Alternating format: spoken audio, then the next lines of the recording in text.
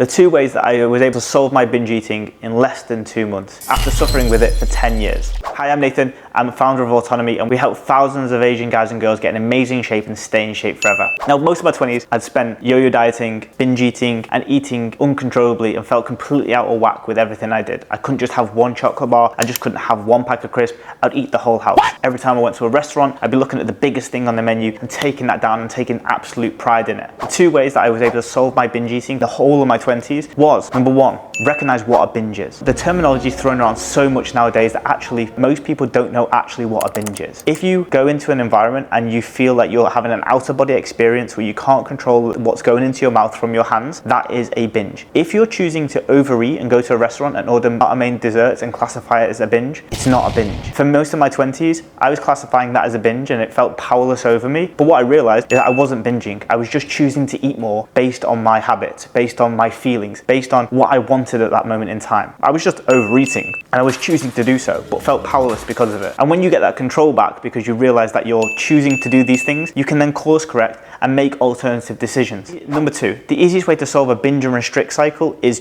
don't restrict. Now, it's counterproductive because you feel like you've gained so much weight, unhappy with the scales, you may look in the mirror and hate what you see, and the easiest thing to do is go back on that diet that you know drops weight in significant fashion. But when I stopped doing this, I remember the moment very, very clearly. I was standing in front of the freezer and I was eating Magnum ice creams and I was eating chocolate uncontrollably. I made a promise to myself on that particular day, when I wake up tomorrow, I'm gonna eat normal foods and eat normal amount of calories, around about 2,200, whereas my restrictive diet was 1,000 calories. I woke up in that morning and I urged myself to actually follow through with this. On that day was the day that I stopped my binge eating because I stopped the over restriction. I ate 2,200 calories. My weight still came down. I still got rid of all that water weight that was there and I didn't feel shit about it because I ate normally. I didn't carry on the over binging and over restricting cycle because you have to stop the trend somewhere. Now, stopping the binging can be a harder, larger task that involves emotional satiation, understanding why you feel that you need food, understanding your hunger cravings and your routine, your structure, your dynamics, your headspace. All of those things are wrapped up into why you choose to overeat or why you binge. Whereas this one